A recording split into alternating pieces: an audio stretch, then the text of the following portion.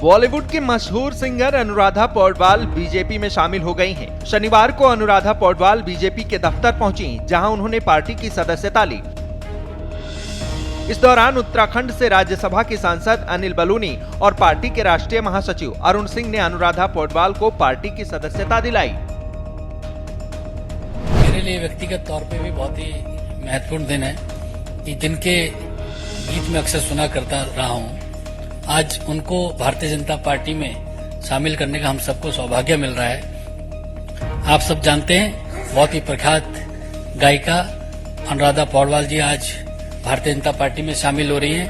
हम उनका स्वागत करते हैं। बीजेपी ज्वाइन करने के बाद अनुराधा काफी खुश नजर आईं। इस दौरान अनुराधा पौडवाल का सनातन प्रेम भी दिखा, जब उन्होंने बीजेपी की तारीफ करते हुए खुद को सौभाग्यशाली बताया। ये भी बताया कि कैसे अनुराधा प्रभु श्री राम के सामने पीएम मोदी की मुरीद हो गईं। जय श्री राम।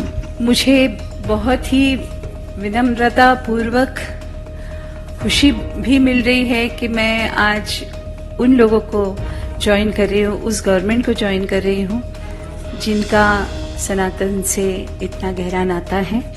अपने प्रोफेशनल लाइफ में हजारों गीत और सैकड़ों भजन गाने वाली अनुराधा पौडवाल ने उस पल को सबसे खास बताया, जब उन्हें अयोध्या में राम मंदिर की प्राण प्रतिष्ठा के वक्त गाने का मौका मिला।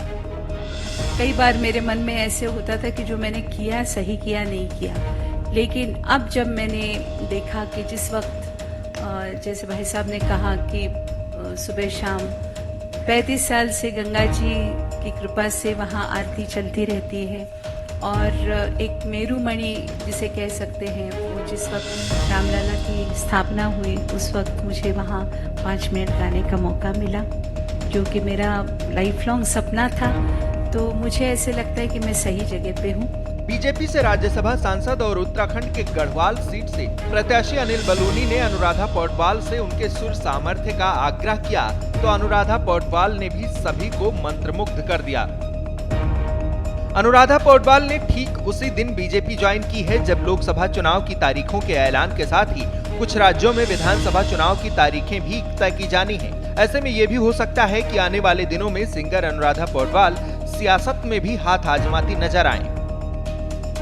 निजी जिंदगी की बात करें तो 27 अक्टूबर 1952 को कर्नाटक में एक कोंकणी परिवार में जन्मी अनुराधा पौडवाल 1973 में आई फिल्म अभिमान में अपने एक श्लोक के जरिए करियर की शुरुआत की थी। साल 1984 में हीरो फिल्म के लिए फिल्म फेयर पुरस्कार के लिए नॉमिनेट किया गया। साल 1985 में पौडवाल ने फिल्म उत्सव के लिए मेरा मन बाजा मृदंग गाकर अपने सुर शक्ति का लोहा मनवाया। मेरा मन बाजा मृदंग के लिए साल 1986 में अनुराधा पौडवाल को फीमेल प्लेबैक सिंगर के लिए पहला फिल्म फेयर पुरस्कार मिला।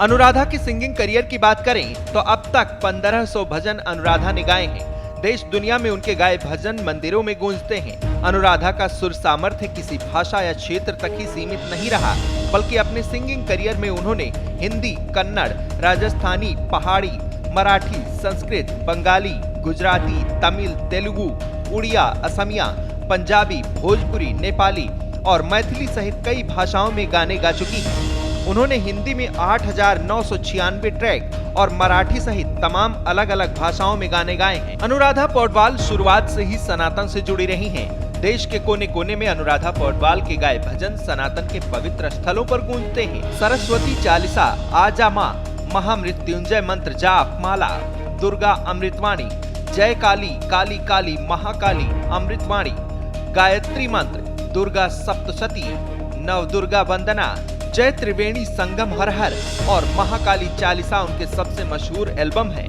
बीजेपी में आने से पहले अनुराधा पौडवाल ने अप्रैल 2022 में लाउड स्पीकर पर होने वाली अजान पर भी सवाल उठाया था। दुनिया के तमाम मुस्लिम देशों में बिना लाउड स्पीकर अजान का हवाला देते हुए भारत ने लाउड स्पीकर बैन का समर्थन किया था। अनुराधा पौडवाल अब बीजेपी का हिस्सा बन गई हैं। ये भी देखना होगा कि आने वाले समय में क्या पार्टी अनुराधा पौडवाल को किसी सीट से सियासी मैदान में उतारती है या नहीं। श्रेष्ठ उत्तराखंड पर खबरों से जुड़े रहने के लिए चैनल को सब्सक्राइब करें, बेल आइकन दबाएं और देखते रहें श्रेष्ठ उत्तराखंड।